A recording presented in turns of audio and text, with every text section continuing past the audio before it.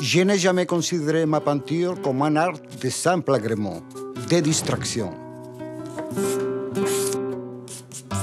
Ces années d'oppression terrible m'ont démontré que je devais combattre non seulement pour mon art, mais aussi pour ma personne.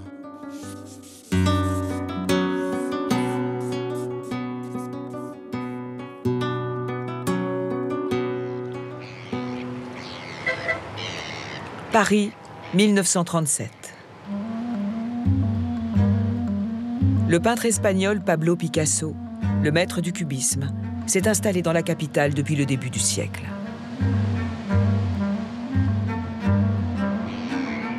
Et c'est là, rue des Grands Augustins, qu'il a désormais son atelier. Homme prolifique, au cours de sa vie, il va réaliser plus de 50 000 œuvres, dont 8 000 tableaux.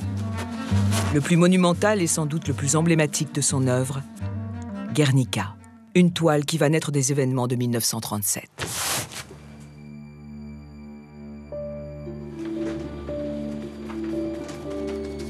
En ce début d'année 1937, Picasso est préoccupé.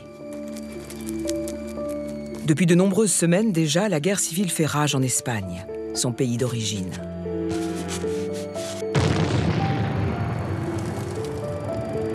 Le général Franco, nationaliste, a lancé un putsch contre les républicains espagnols élus démocratiquement depuis 1931.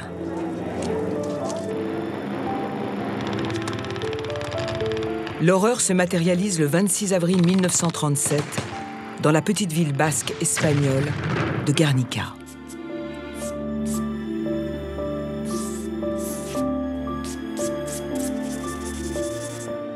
Le bombardement de Guernica, c'est une expérience militaire qui n'a pas été d'ailleurs conduite par les franquistes, qui n'en avaient pas les moyens, mais par leurs alliés nazis et fascistes.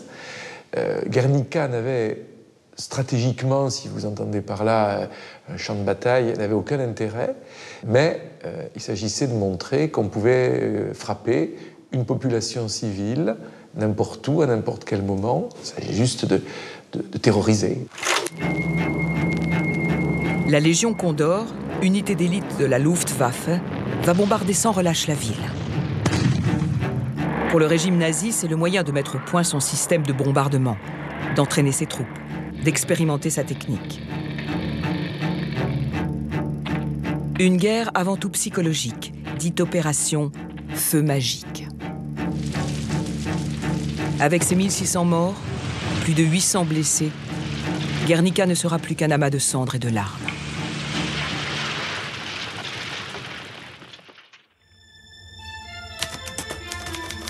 Les premières photos du drame paraissent dans le journal Ce Soir, tenu par le poète et écrivain Louis Aragon.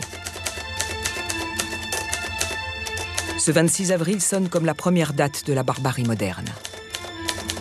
Picasso est bouleversé.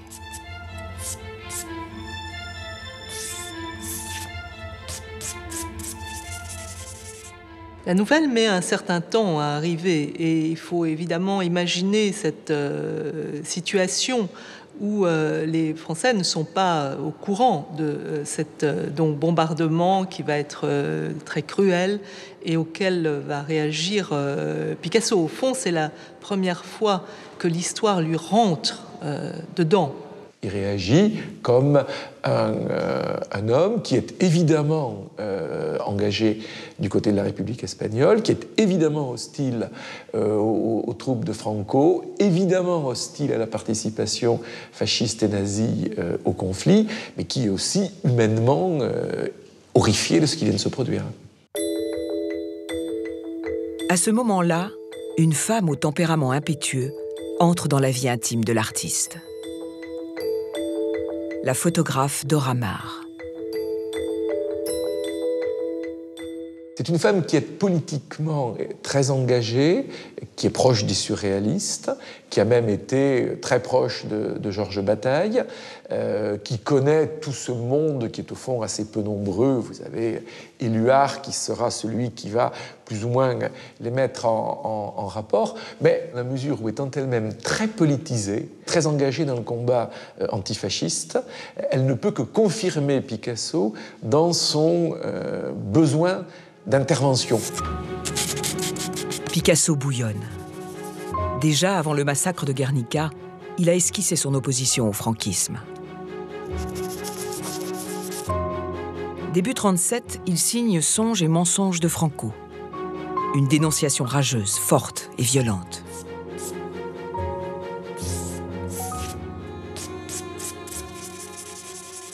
Picasso s'engage auprès de la République et auprès de la démocratie, et il va exprimer évidemment cet engagement par une œuvre qui va être de diffusion rapide, multiple, puisqu'il s'agit d'une gravure dans laquelle il se moque avec cruauté de la figure du dictateur, où il a très bien dit d'ailleurs que le personnage qu'il avait inspiré, c'était la figure d'Ubu, Ubu roi, donc cette espèce de monstre grotesque que l'on voit monter sur une espèce de vieux cheval qui fait allusion à la Rocinante de Don Quichotte. C'est une œuvre de propagande à diffusion populaire.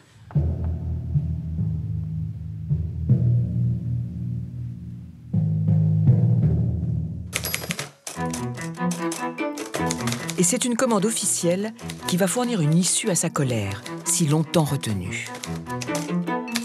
La République espagnole en plein conflit veut en effet une œuvre du maître pour son pavillon à l'exposition universelle prévue à Paris en juin 1937.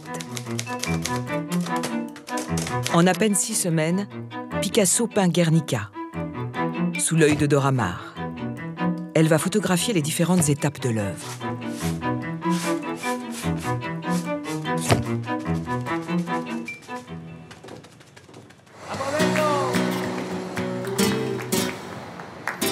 Madrid, musée Reina Sofia où est exposé aujourd'hui le tableau, sa plus grande toile.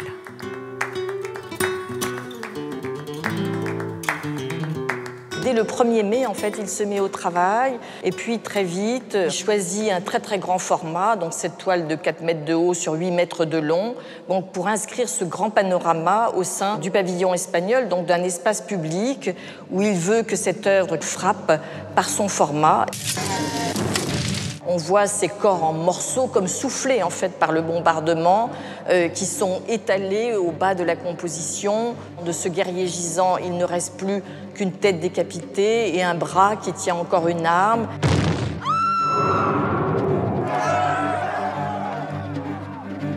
Ce qui donne aussi un accent espagnol à ce tableau, c'est la présence du taureau et du cheval, les figures de la corrida, qui deviennent très vite dans son œuvre des figures en fait, qui incarnent le bien et le mal. Le taureau, c'est quand même une figure de la brutalité. Et puis, à côté de ce visage impérieux du taureau, il y a celle du cheval éventré, qui incarne en quelque sorte l'Espagne massacrée par les troupes et par l'aviation de la Légion Condor allemande.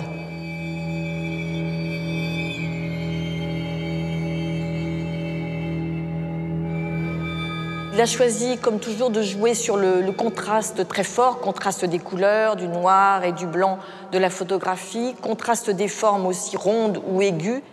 Ces formes tranchantes, aiguës comme des poignards, incarnent véritablement la guerre et, au contraire, les formes rondes, sensuelles, incarnent la douceur féminine, celle de l'innocence meurtrie. Quand l'exposition universelle ouvre ses portes à Paris, d'emblée, le ton est donné. Face à face, les imposants pavillons de l'Allemagne nazie et de la Russie soviétique. Et au milieu de cette démonstration de force, le frêle pavillon espagnol. Guernica est là. Les réactions sont inattendues. Le gouvernement républicain espagnol ne comprend pas, alors que c'est le commanditaire principal, bien sûr. Pourquoi? Parce qu'il s'attend à quelque chose de... Il s'attend à quoi, d'ailleurs? Il s'attend sans doute à un tableau de propagande où on raconte quelque chose qu'on lit dans le journal, mais de façon littérale. Mais Picasso veut donner une forme supplémentaire à ça. Il veut, si vous voulez, briser justement les formes et que ce soit les formes elles-mêmes qui soient suffisamment violentes pour exprimer la violence de ce combat dont il parle. Cette peinture n'est pas faite pour décorer les appartements. C'est un instrument de guerre offensif et défensif contre l'ennemi. Il démontre à lui-même et au public qu'il est capable de faire une grande peinture d'histoire politique, tragique. Il montre qu'il peut être le peintre de l'histoire du XXe siècle. Guernica, c'est vraiment le moment où un artiste moderne, ou l'artiste emblématique du modernisme de surcroît, dit vous croyez que le modernisme, c'est une chose fermée, close sur elle-même, à laquelle le peuple n'a pas accès, et voilà la preuve du contraire. De 1937 à 1939, le tableau fera le tour du monde.